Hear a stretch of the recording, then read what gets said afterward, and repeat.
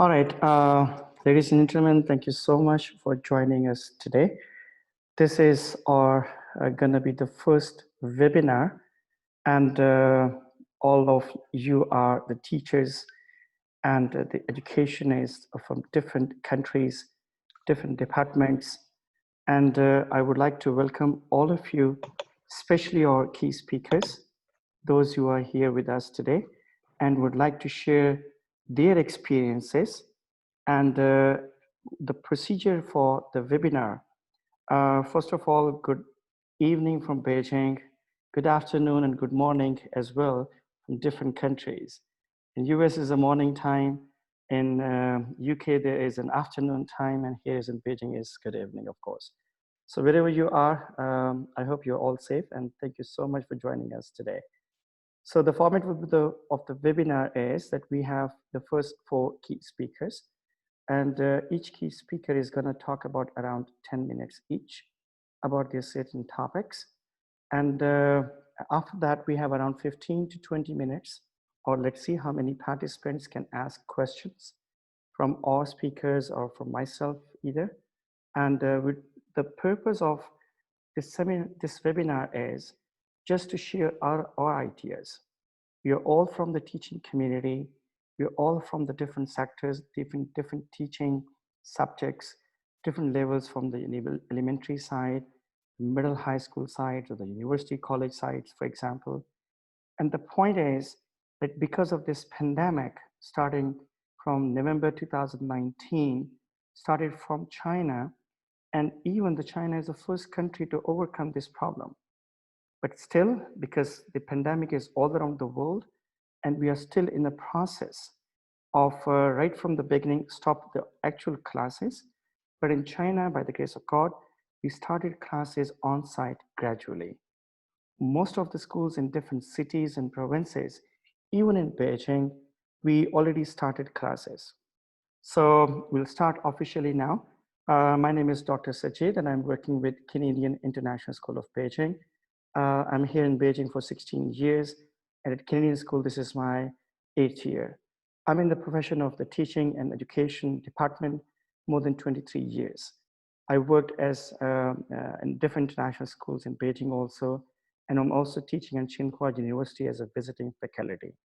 So I'm really thankful to all of you to join us today for this kind of real situations. And the point is that how we are going to share from our perspective or our point of view to share all with other teaching community itself. All right. Thank you so much once again. And let's begin with our first audience, the first speaker, the key person, Joseph Pizzo. Joseph Pizzo is going to talk about the adjustment made with e-learning and maintain the professional growth. Joseph is from New Jersey, USA. And he's a professor, writer, poet, moderator, TV host. He has also taught at the Union County College and the College of the St. Elizabeth, an Educator of the Year for both New Jersey CTE and New Jersey Governor's Teaching Award for his excellence winner. And he's an author of the 4 books, as well as the author of many poems and articles. Pizzo enjoys providing PD workshops for his colleagues. Thank you very much, Pizzo, and over to you now. You can unmute and you can start working on your topics, or you can just start working, sharing your experiences. Well, thank you. I've been a teacher for 46 years, and I thoroughly enjoy teaching. I enjoy being in the classroom. Many times people ask me, couldn't you have retired? Yes. Why haven't you retired? Because I haven't. I know that's an obvious answer, but I enjoy what I do. Well, when are you going to retire? When I don't enjoy it anymore. And I have to tell you that teaching virtually has been one of the biggest challenges I have faced in my 46 years of teaching. I am more exhausted at the end of a day than I was in my very first year of teaching when I was a little younger. It's a different animal entirely. we approach things differently. People say that technology, that's the wave of the future. Yes, but I define technology the way many define it. I don't see technology as the lesson. I don't see it as the journey. Technology is the vehicle that helps you to negotiate through the journey to end up at a destination. Not every learner learns the best through technology or through a certain type of technology. There are various types that we can use, but some people just need one-on-one.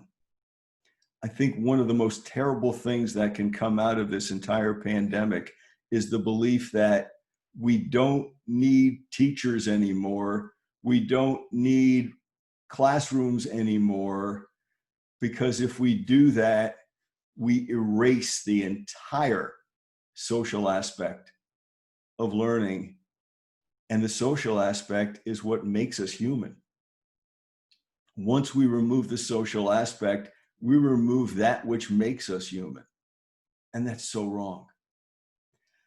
4 years ago, I was fortunate enough to interview a playwright at Centenary University, where I teach. And I remember the young lady, Eleanor Burgess, won an award for her play. It was based on teachers being replaced by artificial intelligence. Now, I think we have to think of the term itself, artificial intelligence. It's not the intelligence that we have innately. It's not the intelligence that we've gathered. It's artificial. It's done through an algorithm. Once we begin to reduce people to the algorithmic form, I think we've lost what keeps us as humans. This play featured a teacher whose husband was in business and developed a program that basically allowed you to put 45, 50 students in a room with one teacher who was not necessarily a teacher, but a monitor. You were under no obligation to make any connection with the student other than to see that the student was on task. Well, being on task doesn't mean you're learning anything. Being on task simply means that you're completing an assignment. The idea of teaching became eliminated, and it was replaced by monitoring. Teaching is not monitoring. One of the problems I think we have in this society is that we shrug our shoulders to the impact of teaching. I do a little exercise that a mentor, my main mentor, taught me. And when I go out to workshops, and I've done this with my students as well, I ask them to think about the trait that comes to mind immediately of the person who makes you feel the most comfortable. And then do the same for the other traits this person has as well, and write them down. And we share them and make a big list. The next thing I ask them to do is think about the person who makes you the most uncomfortable. And I always give the disclaimer, this is not therapy. We don't want you digging deeply and having psychological problems from this, but write down what that person maybe doesn't do to connect with you. We make that list as well. The third list we make is of someone with whom you've shared a classroom. You've been a student of this person, and they just made you feel like you wanted to be there every single day. You rushed to that classroom. Write down those traits. Finally, think of the teacher that for whatever reason was someone with whom you could not connect. You just failed to make the connection one way or another. and write down those traits. Then we put the 4 traits either on a computer or a display sheet, whatever it is.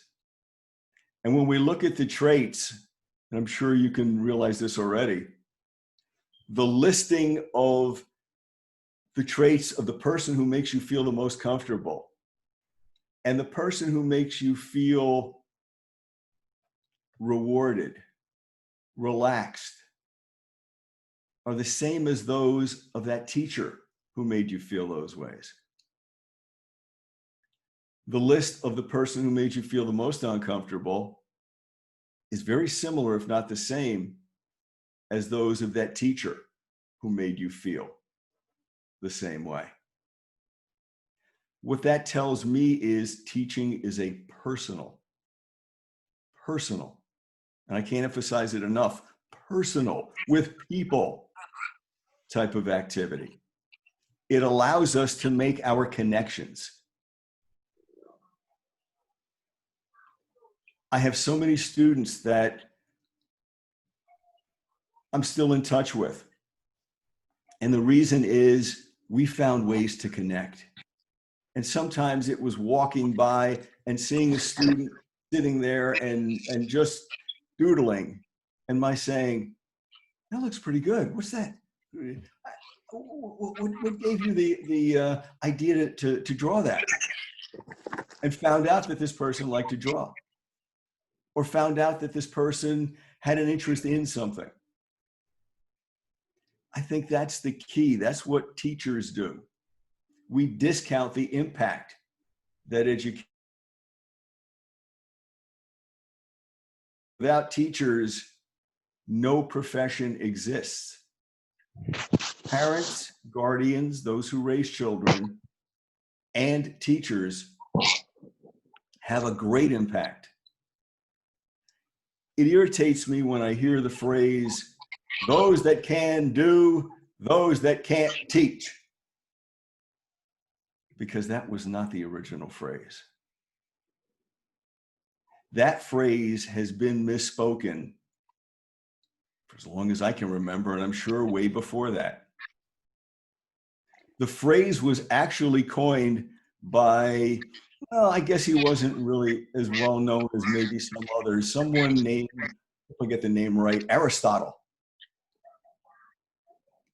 Aristotle said, those that can do, those that understand teach.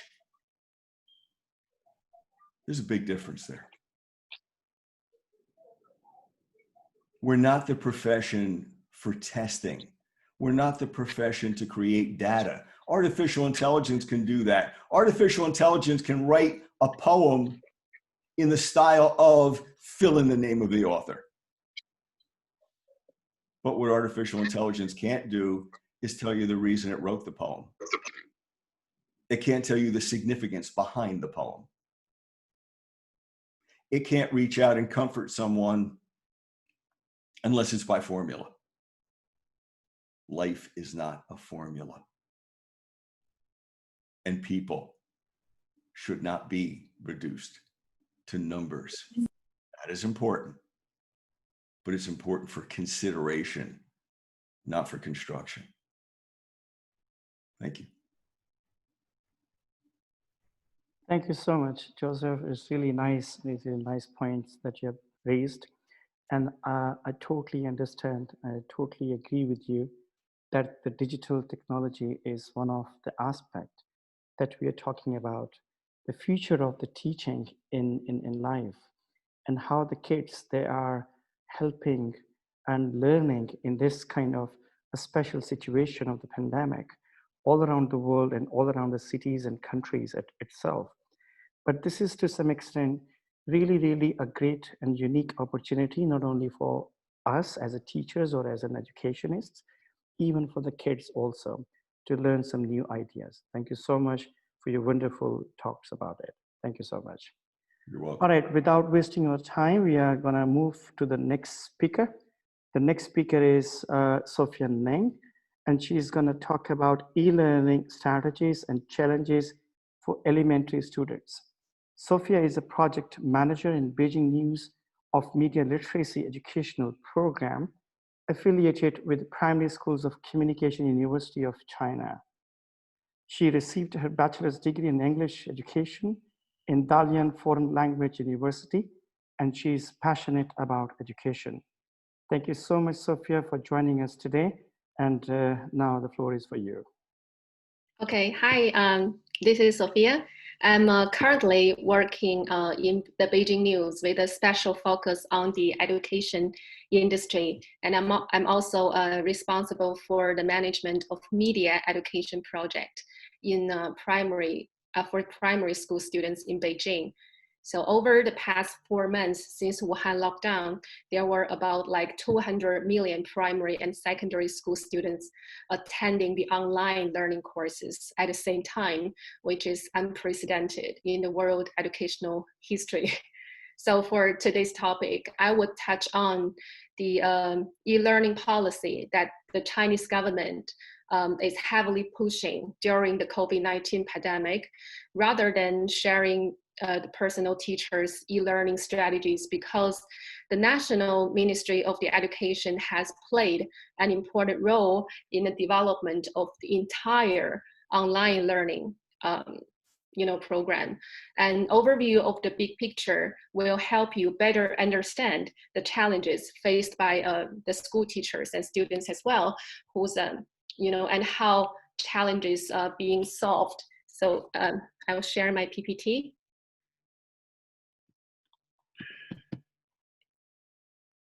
Here.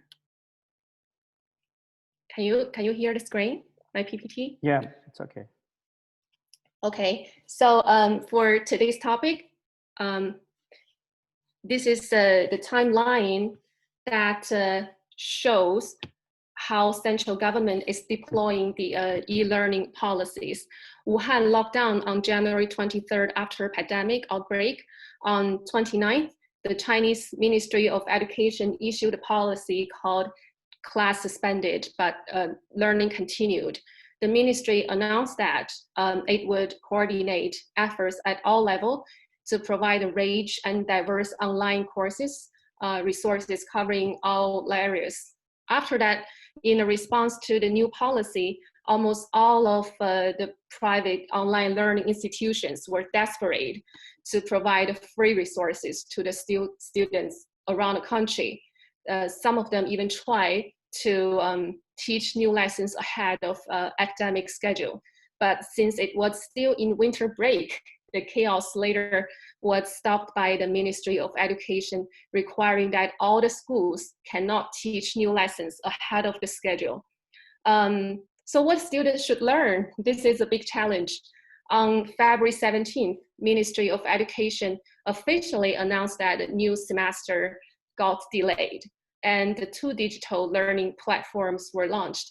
The online courses covered subjects such as disease prevention, post-pandemic psychological counseling, moral education and life safety, mental health, family education, etc. Later on, the Ministry of Education notified the Educational Bureau in all local regions to strengthen the online learning guidance, providing families with the difficulties with online learning devices and books. The ministries at all levels also prepared logistics for the upcoming online courses, such as delivering students textbooks. With this kind of a transition, until March 25th, the Beijing Educational Bureau began to encourage teachers to teach new lessons for small-scale testing. There were at least 2 weeks of e-learning testing before the regional digital course plan was officially open for students on April 13th. The lessons were designed and recorded by the leading faculties, like the star teachers. The pre-recorded class videos were uploaded timely to the regional digital school. And this is a place for all primary and secondary students to learn in this pandemic over the past 3 months. So the course offering including Chinese, mathematics, English, morality, and law. So there are three main channels to log in a digital school and watch the lesson. Students are able to use TV, computer, and mobile phones to learn at any time. From the regional level, students are able to attend the same lessons, learn from the same teachers, and keep up with the same lesson progress. They are also have access to the same packages, including lesson plans, learning materials, homework, and instructions, which can be downloaded from the same website. That is a really great help for the local school teachers to be released from the burden in curriculum design, which is quite time consuming. The online lessons are also arranged in different ways. Taking the Chinese classes as an example, normally students have 6 sessions per week at school, 40 minutes per session, and learn half unit each week. Now it turned out to be 5 sessions per week, 25 minutes per session, and learned at least 1 unit per week. So overall, the lesson time is shortened by half, but the learning progress remains unchanged. With this kind of settings, of course, many challenges would be encountered. In terms of teachers, the ability to use the technology is still a problem, especially for some older teachers. They are more resistant to e-products. So at this kind of, for this kind of teachers, there would be trainers from the like bureau level, educational bureau level to teach them. And they organize an online meetings in a frequent basis to provide solutions or even the individual counseling. From parents' perspectives, they are most concerned about the qualities of e-learning, and it's also same concern of the teachers as well. In fact, 70% of the teachers have also believed that the biggest challenge of e-learning is teaching effectiveness. At this point, from my observation, each school in Beijing adopted various methods to tackle this. In some schools, since the school teachers were released from lesson design and teaching, so they are required to join online lessons together with their students. And what they would do is to check students' homework and discuss the common mistakes students may have. Teachers also use various tools to explain about exercise mistakes by like slides, audio recording, video recording, or online meeting. Based on the school teacher's own experience, they can give students some extra teachings as supplement for any knowledge not covered by the regional curriculum.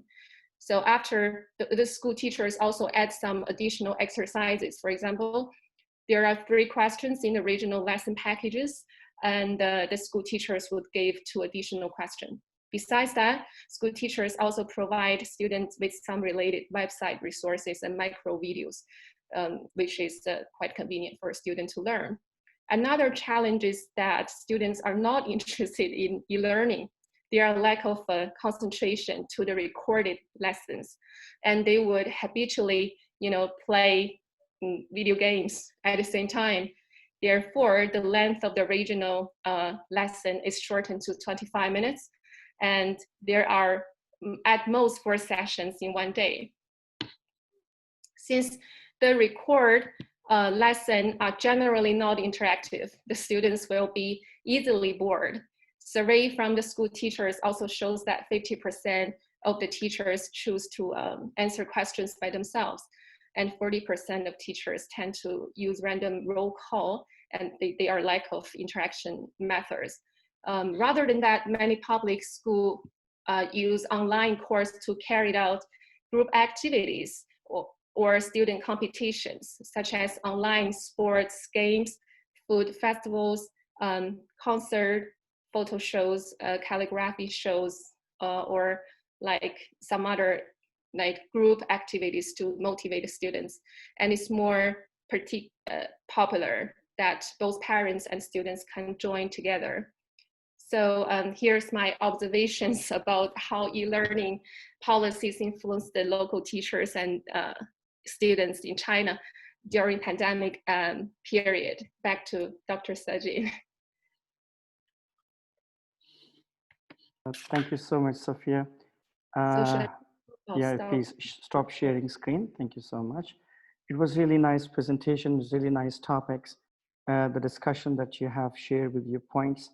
As I mentioned earlier, because we have the panelists today from all kinds of the education that we are dealing with, starting from the elementary, pre-elementary, middle high, and the senior college and the universities as well. And Sophia also mentioned about the now opening in some of the schools. They have already opened in China and different provinces. Our school, like Canadian International School, we also open from grade 6 to grade 12. We are now having blended learning. So we are having both on-site and online learning at the moment. So some students, we have around 60 plus students on campus, and the teachers are here. For those students and the teachers, those who are not here, they need to attend online sessions. And the biggest point is that all the sessions that we are teaching online, we are recording on Microsoft Streams. And we are putting on the students' website, as Sophia mentioned. Some of the students, anytime, if they miss the lessons because of their time zones, if they miss the lessons because of some other kind of reasons, they can watch the videos a number of times. And even the students who attended your classes, they got the points, but at the time of completing their assessments, they are missing something. So they can watch your videos, your teaching materials and everything again, and they can go through it. So that's really, really important points that Sophia mentioned about it. Thank you very much, Sophia. Our next speaker is the Daniel Boudreau here. He is going to talk about e-learning strategies and challenges. Daniel is from New Brunswick, Canada. He receives his bachelor's degree in psychology and BA from the University of New Brunswick, Canada. Presently, Daniel is working at Canadian International School of Beijing for 8 years and teaching MIB, MIP design courses. Thank you so much, Daniel, with us today, and please share your experiences about strategies and challenges. Hi, everybody. Thanks, Dr. Sajid. As he mentioned, we've been working together for a few years. First of all, I'm so honored to be around such an enlightened, intelligent Illuminati of educators. I almost feel like I don't belong here.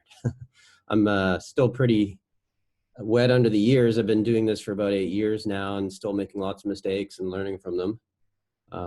But thanks for hearing me out, I guess. I just kind of jotted down, because some of my experiences as this has been progressing, things basically just, some, things that sort of stand out, issues that sort of stand out with students. And, what Sajid just mentioned about the recorded lessons are sometimes helpful, but they're sort of backup. I agree they do help.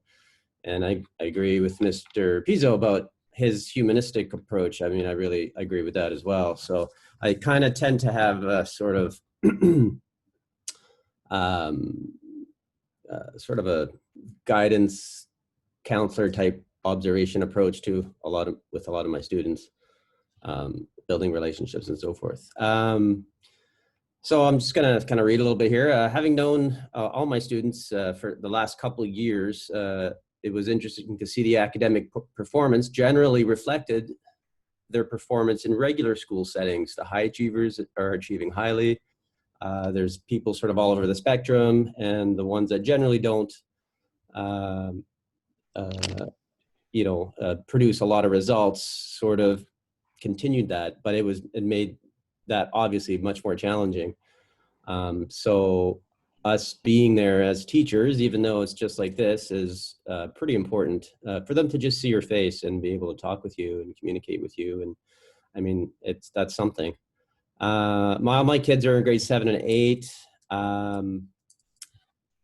If I could play back some of the videos, like Dr. Sajid said, if I could play back some of the videos of my classes, some of the it was a very interesting time to really observe behavior, actual physical responses to what it was they're actually doing. So you started being able to really read faces, like the kind of face that's playing a video game or the kind of face that's focusing on work, or some of their behavior were just completely ridiculous. And obviously, I don't know what they were doing, but they were, you know, getting distracted with their technology, which made that even more salient in this situation, because we can't really, you know, not that I want to stand over their shoulders, but, you know, we can't stand over their shoulders, even less here. We have to, one of the challenging thing is, and I talk with them, and, you know, I have these conversations, I have conversations with my students, and it's falling here. And, you know, I explain early on and you know, have these recurring discussions about how they sort of have, now they're only in grade 7 and 8. So, you know, responsibility is still something they're getting accustomed to, but they've been given, you know, without any warning, a little extra responsibility to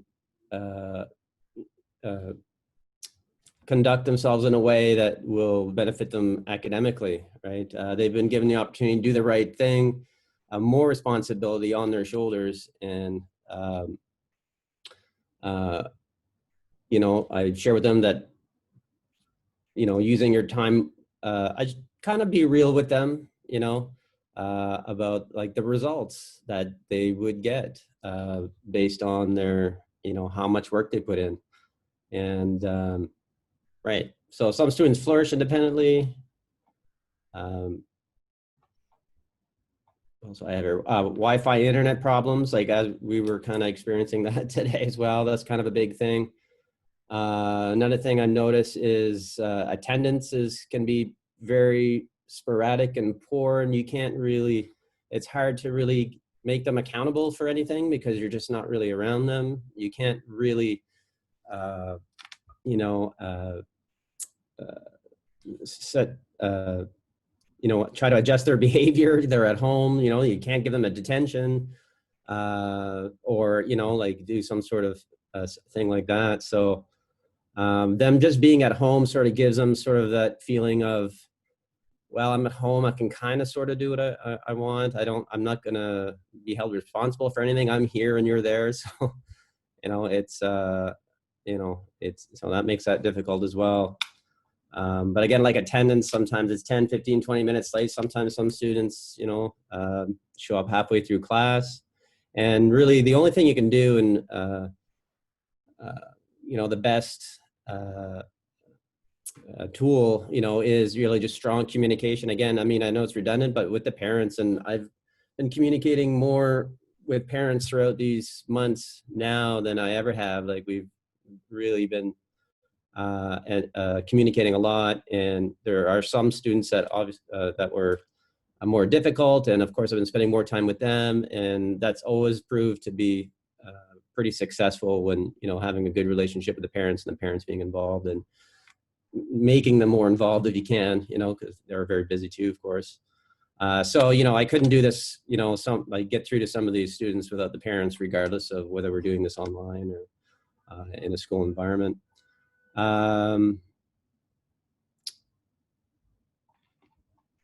Co-teaching is something that, if it's available to you, helps a lot in this situation. You can kind of separate from the group and, you know, conference with individuals with a little bit more confidence. But I've spoken to some other teachers, and they shared that, you know, various types of activities, such as like jigsaw activities, are fairly successful in this sort of case, because they're literally assigned something and they need to produce something when they come back. So those sorts of things seem to work. With others, yeah, so I'm only speaking from my perspective, 8-year teacher at the international school here in Canada. My situations, where all have unique situations. Mine is an international school, IB curriculum, and if you have any questions that you'd like to ask, and from my perspective, I'd be happy to share whatever I can. And I guess that's about all I have to say. Thank you, Dan. Thank you so much. And Daniel and me are working in the same department actually at Canadian International School here in Beijing. And we are in the same department. We share a lot about almost every day about the problems the students that they are facing, about the challenges that we have with the students. And he's really right, like the co-teaching is really a very, very effective way of teaching if you have a TAs or some EAL support in your classes of maths, English in particular, science, humanities, whatever the subjects are. And we have like even divided those breakout rooms to divide a certain group of students to move into those breakout rooms with along with another co-teacher. So you can take care of certain groups and manage into different breakout rooms, and they can work together or independently in different projects. And of course that we have like doing all those kind of activities that we had and in a normal school life. We have a concert which is online. We had a graduation ceremony. The student got the awards online. So everything that we are going on, but of course they are like the distance learning and the physical teaching, the aspects are all there. And it's really true, like we being as teachers, we always learn from our students as well. Okay, thank you, Dan. Thank you so much. I really appreciate that. Today's last speaker is from Pakistan. He's Shehzad Hanif. He's my school fellow, in fact, and he's going to talk about motivating and engaging learners in e-learning effectively. Shehzad is an IGCSE mathematics teacher, and he's a motivational speaker as well. He is having 15 years teaching experience. Shehzad is a lifelong learner. Currently, he's working with Beacon House School Systems, Islamabad, Pakistan, as an O-level maths teacher. Shehzad, thank you so much for being with us today, and over to you now. Thank you so much, Mr. Sajid, for giving me a chance to speak about the topic that I've selected. The topic is how to motivate your learners in an e-learning lesson. Well, let me start by saying that I have been now somewhat successful in motivating my students. Now, the strategy that I normally use is, let me explain this strategy that I've been trying and I've been using it. First, normally what I do before the start of an educational lesson, I take a non-educational online lesson with my learners to know them so they know me, what are their issues, how will we solve these issues, what time is required, how much time they will require. Second thing, what I normally do, I try to make lesson plans keeping in mind the requirements of my learners, whatever their requirements are, what they require of me. Third thing, I have started making short video clips of the most difficult topics that students may encounter. So what I normally do, I make those video clips spanning 2 to 3 minutes, and then I had made some WhatsApp groups, and I share those video clips on these groups one day before the actual execution of the lesson.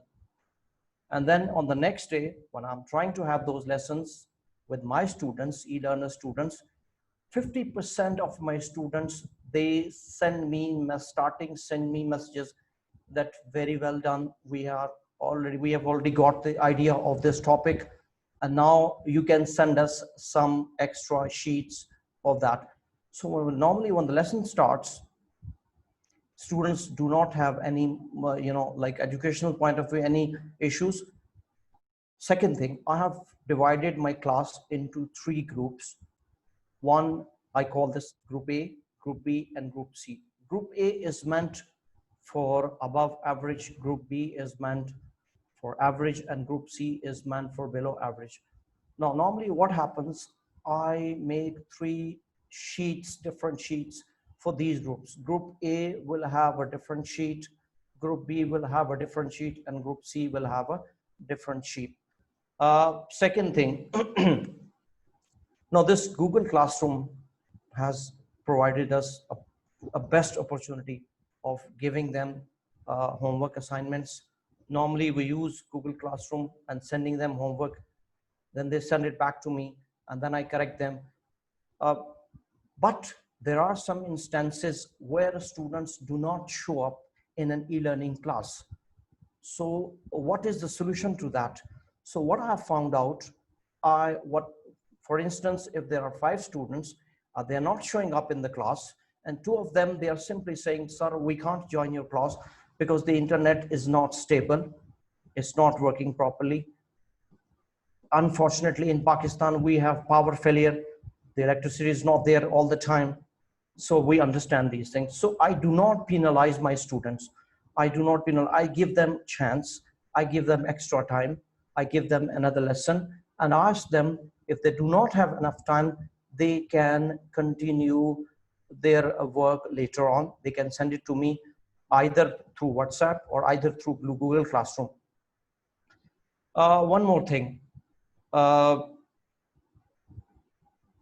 See, you only have to, not only you have to take the students on board, but also you have to take their parents also on board. You have to inform their parents from time to time that their performances are good or not good. And this is what I've been doing for a longer period of time. One more thing, I would say that these video clips have really provided me ample, like good response from my students, what they have been doing it, and they have been saying to me that we really appreciate the kind of work that you endorse or you send. Uh, so I would, then it comes to, as far as the online assessments are concerned, there are 2 types of online assessments. One is called the summative and the other one is formative assessment. For formative assessment, what happens normally, we take it like on regular basis. We ask them like quizzes, like questions, like games, like mental maths. And this assessment is taken at the end of the unit, or like you can call it as a class test, or you can call it as like a class assessment. But I always make sure that this class test or class assessment is not going to be very long. It must be approximately about 20 to 25 minutes. The students will not feel burdenized. They don't feel that this is too much, because in that assessment, I always make sure that the main theme is catered. My students, the goals that I have set for them must be achieved at the end of the day. And to tell you frankly, before this COVID-19, this crisis, I have been teaching online for the last 3 years. And I think I've really been successful in handling my students. This is for the timing I have to say. Sajid, over to you. Thank you so much, Shehzad. Really, really nice talking to you and sharing your points. This is what the purpose was, that I would like to share from our speakers, the key speakers, their experiences from the smallest group of students, that's the elementary side. So if you talked about it, Shehzad and Dan is talking about, they talked about the middle high students, and Joseph is talked about, in fact, the university or the higher schools students, in fact. And from my side, I would just wanted to add something, because we started online teaching, online learning from January, right after the Chinese holidays. And right after that, we almost, the second semester, we finished all online. And some of the students, the really majority of them, they really enjoyed the sessions because they know that they can understand the situation, that this is no way, no choices to attend the school at the moment.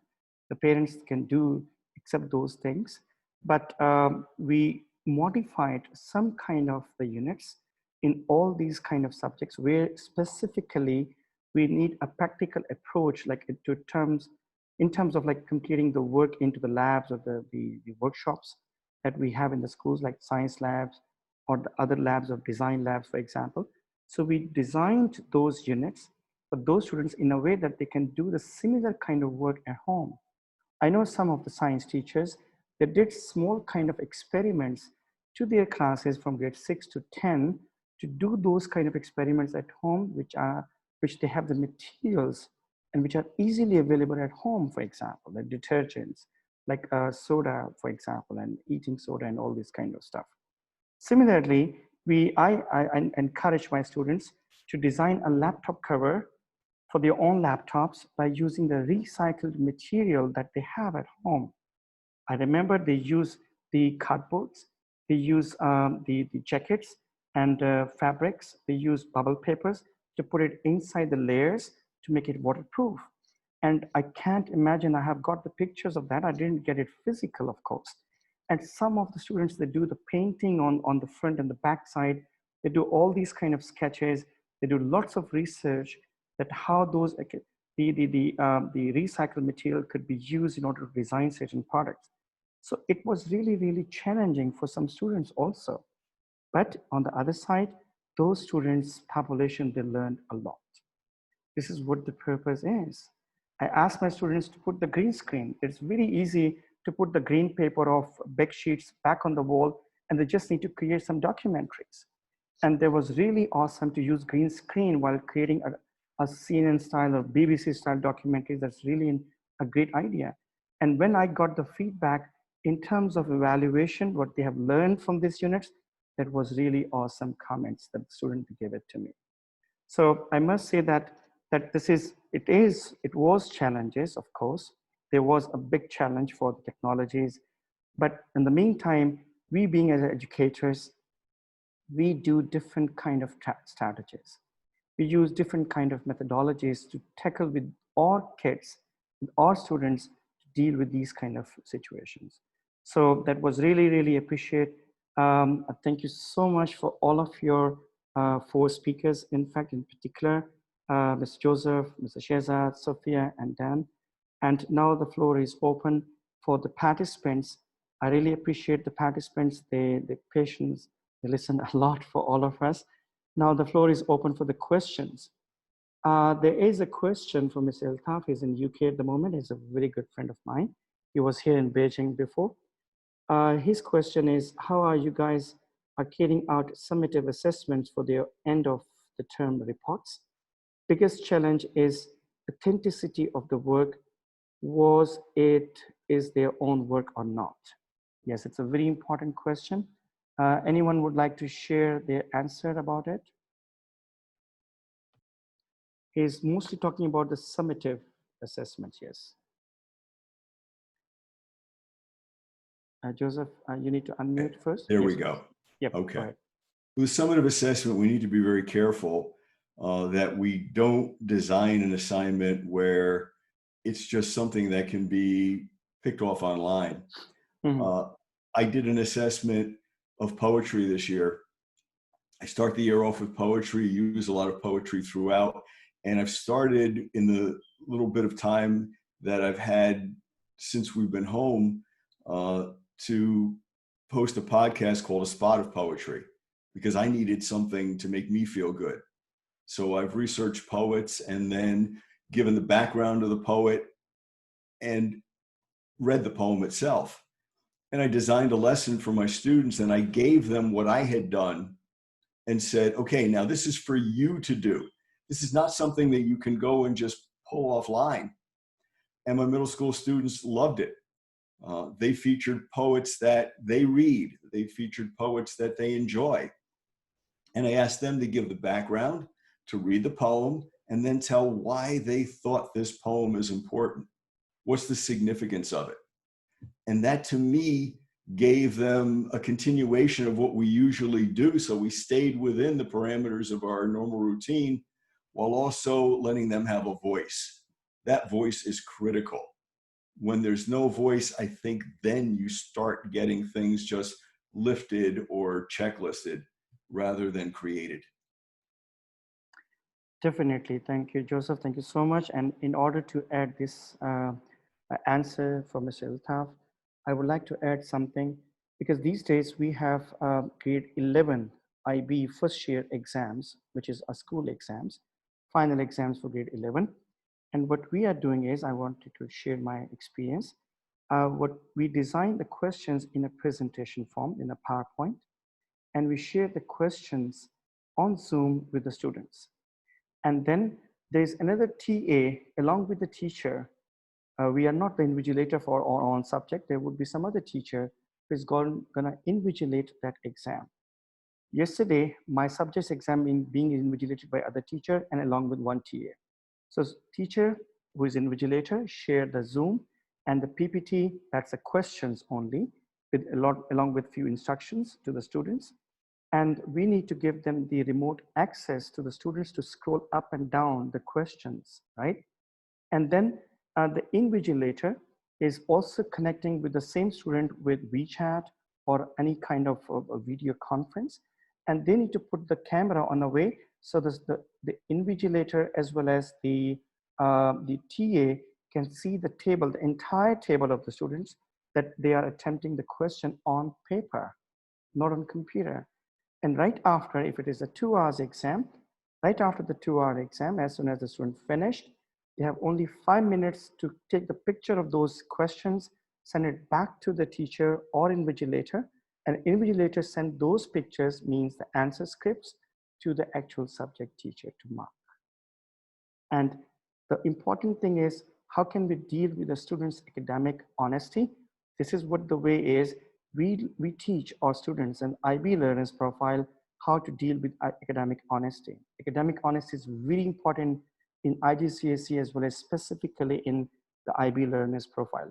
So our students, they know about all of these things. I think this is really a very good and simple approach for that, for their end year exams or summative assessments.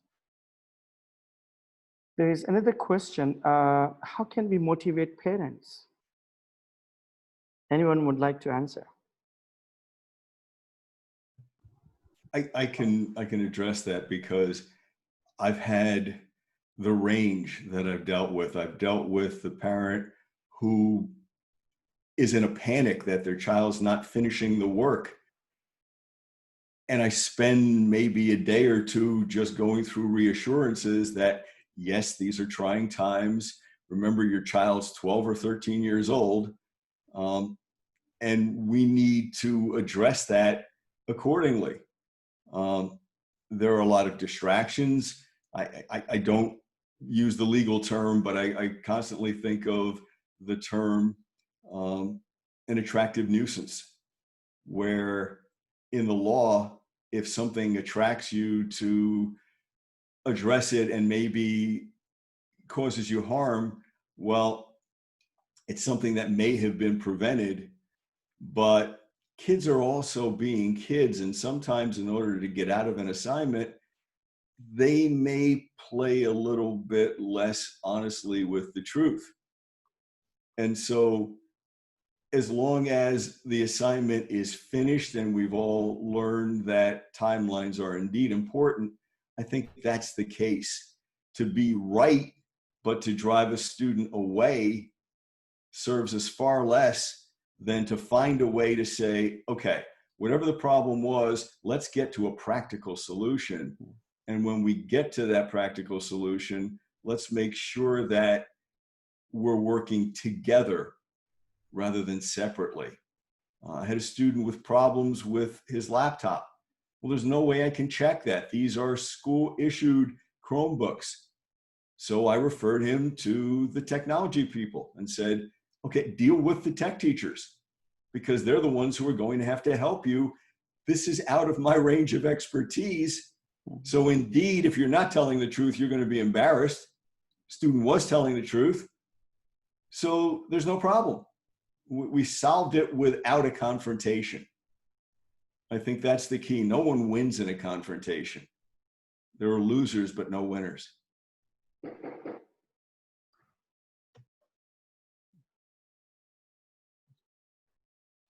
Thank you so much, Joseph. Anybody else want to share? I can add something into it. In our school at CASP, we have a parents association. I remember when the epidemic started in China, And of course, it was the first country and closed the schools and all this kind of stuff. Many students already moved because of the Chinese holidays.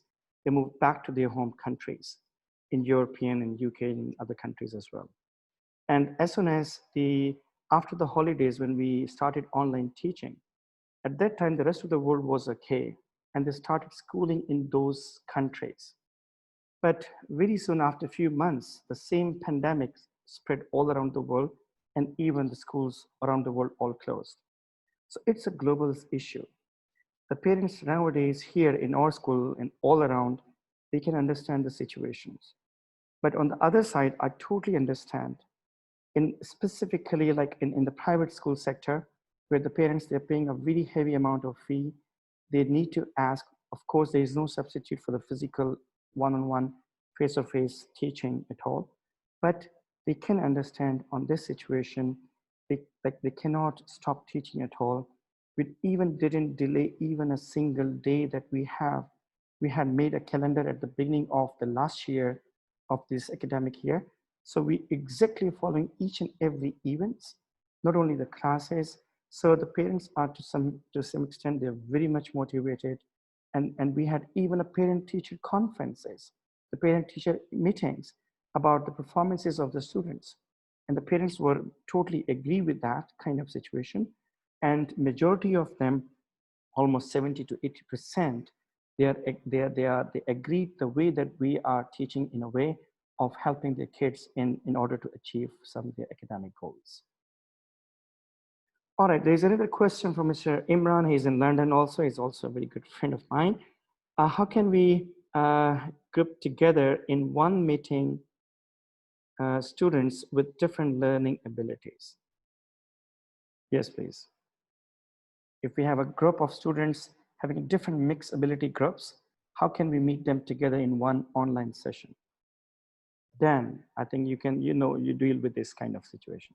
Yeah, we do. Obviously we do. We all do. Just varying degrees. Again, I'll go back to, if you have the opportunity of co-teaching or teaching assistants, if you have that resource available to you, it's a wonderful thing to have an extra person in there,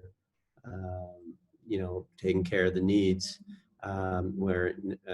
when you can, take someone out and, have the other teacher obviously look after the other half of the class. With Zoom as well, we participate in Zoom classes. So for example, we share duties and responsibilities. I share a class with another teacher, so I'll participate in her Zoom class. And sometimes we'll take people out in breakout rooms and, where we'll do differentiated work. And of course, again, again, it's not like being in the classroom, but you can still share differentiated materials and documents through, we've been using Zoom, obviously. I'm assuming most of you have been using that to some degree, perhaps with your schools. You can share differentiated documents and videos and etc. through Zoom as well. And, this has been mentioned before too, and I've avoided it before, really. I used to avoid, we have WeChat here in China, just like, like a messenger type thing. When I was going to school, that was taboo. You don't start groups with your students. So that's what they taught me, but all of a sudden that's the thing to do. And I guess it's okay. And it is helpful, but I was conflicted about doing that, but maybe I'm getting a little off track there now. But that also helps with differentiating. They have, more ways to, communicate with you. Great, thank you. Shehzad, would you like to share something? Do you have this kind of differentiation of students? So what happens when you get different mixed or different ability groups in an online lesson? What I normally do, I normally, make 2-3 different strategies, use 2-3 different like online worksheets, and I ask them to solve. See, the weaker one will have the same topic, but the level will be a little bit low. Mhm. And the above average one will have a critical thinking skills. Now, normally what happens, both are doing the same thing, both are handling the same topic, but the weaker one is still, I would say, is having an intermediate or beginning level. It will take some time for him to pick up things, and I won't give that particular child a difficult task, because he would have to take some time. Normally what happens, students are a bit scared when they listen that they are going to have an online class, because most of the students are not so sure about the teacher, if he can handle or manage the software very well, if he knows the application very well. I can give you an example. I have been using Google Hangouts, and I have been using Google Zoom. I have got a digital pen and a pad, which means I can share my screen. I can show them live working on their screen through Paint. So normally what happens, I draw pictures on that, my screen, and then I ask the weaker one or the below everyone very simple question. And what I normally do, I would say, son, you have done a great job. Fantastic. Further, what I would say, I would never negate or stop anyone telling me the wrong or an inappropriate answer. I would still appreciate, because what I have observed, if you stop anyone telling the right or wrong answer, especially the wrong answer, the students will feel insulted and he won't take part in the next session, or he will mute his mic, he will turn off his camera. This is what I don't want to do that. Before that, I just wanted to tell you, I did one more thing before this. I normally take a non-educational lesson before the actual execution of my class with my students. And I ask them, what do you expect from me? What are your problems? What do you think? They are simply telling me, sir, we never had an online class. How would you explain it to us? How can we do this? How quickly we have to do this? So, these are the issues that with the passage of time, gradually you can handle. Let's gain their confidence. Let them have confidence in their skills. Their confidence is not going to be shattered at any cost. So being a teacher, I make sure that my students' confidence is not going to be shattered at all. Thank you, Sajid. Thank you so much, Daniel and Shehzad, for a valuable answer from Mr. Imran. And I would like to add only one thing. Imran, if like we have a teacher, we have a class with the TAs or the co-teacher with us, that's really help us to divide certain number of students with those TAs or the graphs and assign them a breakout rooms or sessions. If you are only a single teacher of having around 15, 20 students with you, and you wanted to separate differentiation among the students, say 4 students in a separate group, just assign them different the breakout rooms and ask them a certain different kind of assessment to complete on, to work on. And in the meantime, the first group is with you and you just deal with them, assign them some tasks, and then later on you just move on to that breakout room and deal with those 4 students if you're only a single teacher. And look at them for about a few minutes, ask them, just carry on, just come back to the main room and deal with the first group. I think this is one of the perfect strategy that I'm using, particularly with my students, in fact. Thank you so much for both of you. And we have plenty more questions here. Quickly, Mr. Pratap is in India at the moment now. He's asking about the suggestions to improve the online class management, what activities teachers are conducting in a live online classroom setup to improve the class participation in this COVID-19 outbreak. May I respond to it, Sajid? Sure. Normally what happens, see, when you design any activity for an e-learning or online lesson, you need to keep the preferences or the background of your students in mind. So you can't make a very difficult strategy. You can't make a very difficult ones, or you can't include some really challenging or critical thinking skill questions that we normally cater in at school or school campuses. So you have to make sure that most of your students, they end up solving these questions with minimum support. One more thing, before, again, I would like to reiterate again, before the actual lesson, you have to send a warm-up activity to your students, highlighting that tomorrow we are going to discuss this topic. So this is for your reference. You may send a warm activity, or you may send a video clip in your own voice to your students. And remember, the video clip has to be slowly, I would say slowly, in a low pitch voice, or very slowly or gradually, it has to be sent to your students. I'm sure then you will not face problems like that. Thank you. Thank you, Shehzad. Thank you so much for your answer. And there's another question quickly here. Sir, what are the key challenges preventing e-learning success?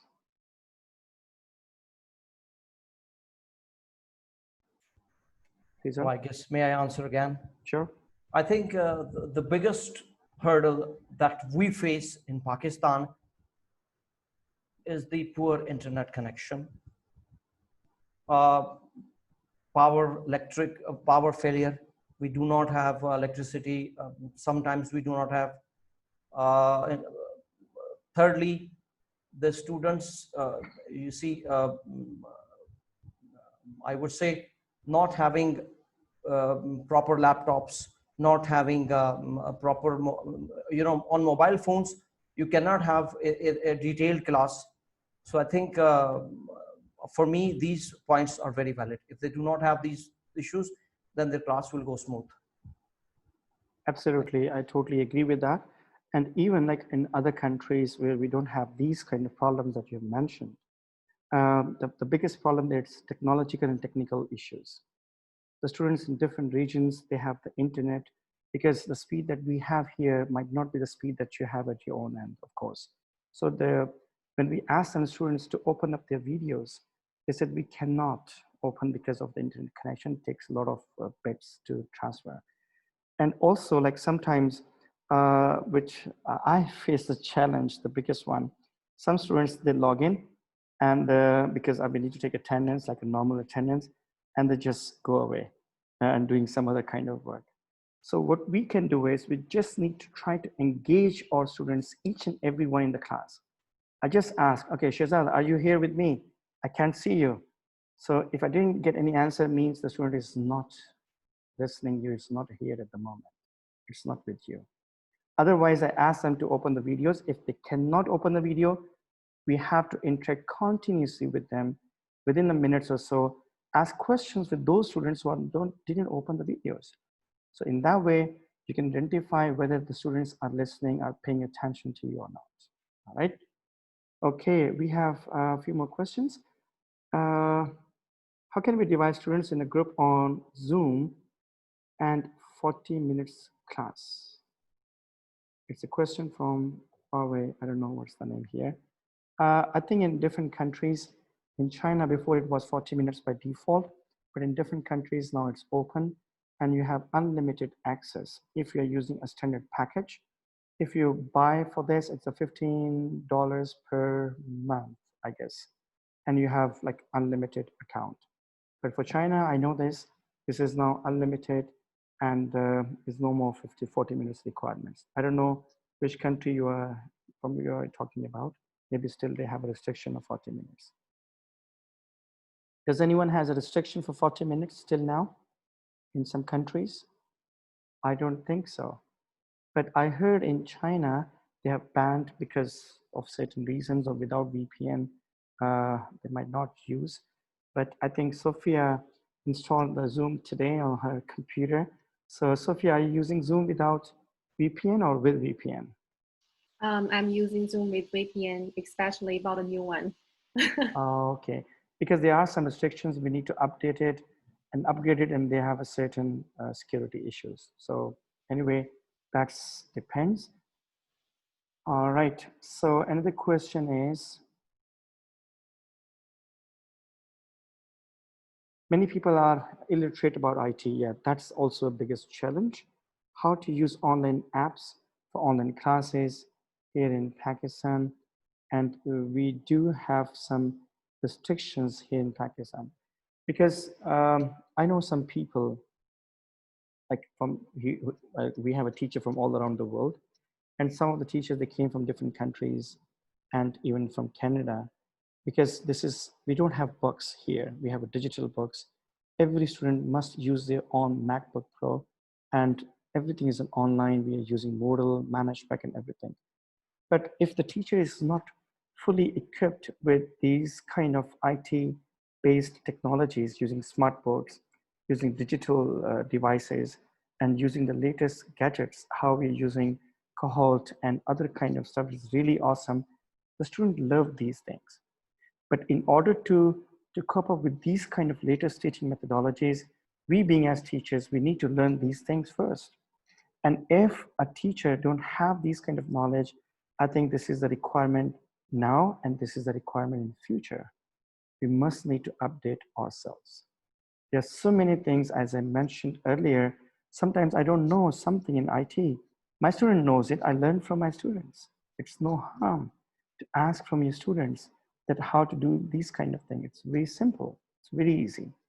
So every time you're getting some new stuff, you're learning some new items. And I think that's easy. Plus, Sajid? if you just go on internet, YouTube, there everywhere there are some tutorials of these kind of stuff. You just Google it, you'll find lots of materials and information. There's no difficult things to learn about. Shazad, please.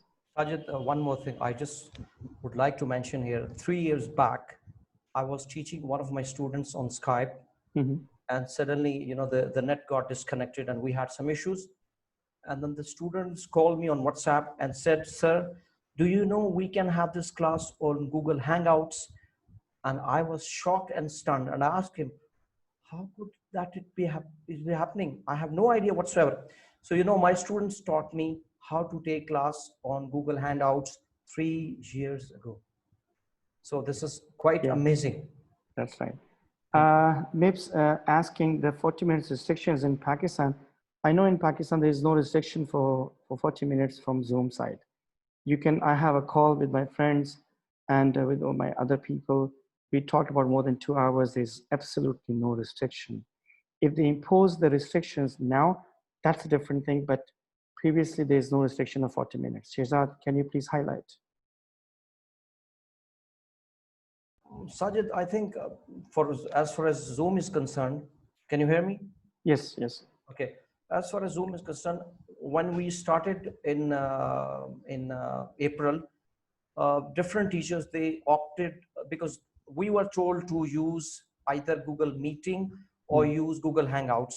Yes. But some of our teachers, they opted for Zoom classes. And I still remember one of the teachers was complaining that after 40 minutes, the Zoom gets disconnected and then you have to again log in. And then I don't know now what is the situation now, because I'm not using, for the timing, I'm not using Zoom at the moment. All right. Yeah, I think this is because recently I talked about with some of my friends group, and we talked about almost 2 hours. So please check it out. And there are no single only a Zoom platform. There are plenty of platforms that people they're using all around the world. Even in China, there's a Tencent, like Chinese universities they're using, Chinese schools they're using. But we being as international schools and international community, mostly we prefer Zoom. It's the most sophisticated, advanced program with lots of features. Peter, would you like to highlight something? Yes, I believe that. I know here in the United States, if you signed up for Zoom through your school account, Yes. they can validate that it's a school account, so there are no restrictions placed on. Yes. If you signed up for Zoom as a personal account, well, then you may run into restrictions. And I think that might apply internationally as well. I totally agree with that. And I would suggest all of you teachers and educators, if you need to sign up, please sign up from your school account if you have an official ones. Because the Zoom can authenticate that these are proper teachers. They're not using Zoom for other purposes. That's what the point is.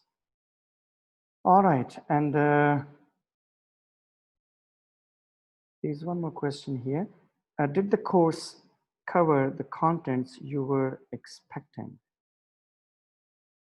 Yes, as I mentioned, we taught second semester. Our second semester is gonna finish by next week, and we started in January, almost 5.5 months or 6 months to call, and we finish each and every unit that we have planned at the beginning of this academic year in 2019. All right, and I'm assuming that the other school teachers in other countries and other cities, they're doing exactly the same way. But only what we did is we customized those units, right? Making a little bit shorter, giving more time to the students to work on at home because because we have a shorter classes, as Sophia mentioned. We also shorter classes from 55 minutes to 40 minutes. And as I mentioned, we are doing blended learning. So if the students are in my classroom, for example, in my 15 students class, 5 are here. So 5, those who are here, they need to be online with my Zoom with those 10 students who are not on site, on school. So I need to teach them exactly the same way as we are teaching online and physically. So if you customize it, your units, absolutely there's no problem to finish up your units at the end of the year. Is there any other question, please? I already planned some questions, but I think our participants, they also talked about the same questions that I have planned already to ask to my panelists here today about the technological issues, about the summative assessments, about the mixed ability groups, and divide the groups in different activities and online learning engagement, and any specific suggestions from your side of our teaching community. Just in 2 sentences, Joseph, any suggestions from our teaching community? I think that what we have to keep in mind is a point that I made earlier, that we're dealing with children of various ages, Yes. whether they're elementary, middle school, high school, college, graduate school.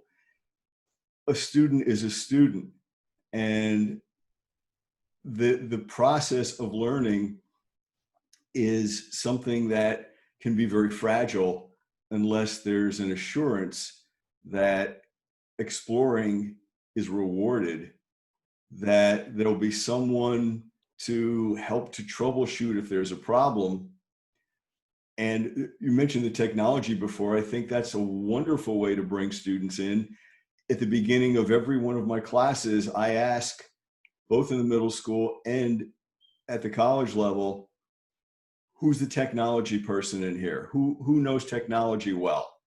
And whoever identifies themselves, well, that's going to be the technology person for that class.